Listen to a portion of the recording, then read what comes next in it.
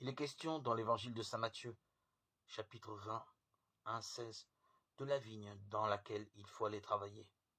Le propos ne concerne plus le moment de l'embauche, le moment de la réponse favorable à l'appel du Seigneur, mais la réponse elle-même. Et la parabole ne parle plus d'ouvriers, mais de fils, c'est-à-dire, dans le langage biblique, des enfants d'Israël. Le père dit « Mon enfant va travailler aujourd'hui à la vigne ». Plus qu'un ordre, c'est une invitation à participer au royaume. Pour le fils, ce ne peut être une corvée, mais un honneur et une responsabilité. L'auditeur lui-même comprend qu'il est libre d'accepter ou de refuser la grâce de travailler dans la vigne du Seigneur. Le premier fils répond ne pas vouloir y aller, mais il va tout de même. Son repentir le fait changer. Le prophète Ézéchiel l'annonce déjà. Le méchant vivra s'il se détourne du péché. Le second répond positivement avec déférence, mais n'y va pas.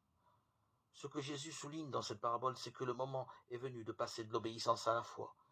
Les grands prêtres et les anciens restent scrupuleusement attachés aux commandements et aux prescriptions de leur religion. Ils perdent les meilleures places au profit des pécheurs et des prostituées. Parce qu'ils refusent de suivre la voie du salut proposée par Jésus et annoncée par Jean le Baptiste. Ils laissent leur place à un peuple nouveau de croyants. Ils disent, mais ne font pas. Or Jésus nous a avertis dans le sermon sur la montagne. Ce n'est pas en me disant « Seigneur, Seigneur » qu'on entrera dans le royaume des cieux, mais c'est en faisant la volonté de mon Père qui est aux cieux. Matthieu 7, 21. Cette volonté du Père, l'apôtre Paul l'explicite dans sa lettre aux Philippiens. Il faut rechercher l'unité à la suite du Christ.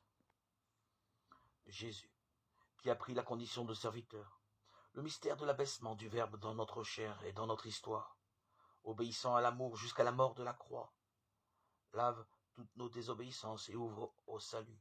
Croire en la parole, se repentir et agir en frère, telle est la voie du royaume de Dieu, qui est à l'œuvre dès aujourd'hui. Seigneur, enseigne-nous tes voies, fais-moi connaître ta route. Le chemin de Dieu rejoint celui des hommes lorsque ceux-ci rejoignent le Christ dans sa parole. Dieu qui donne la preuve suprême de ta puissance, lorsque tu patientes et prends pitié sans te lasser, accorde-nous ta grâce.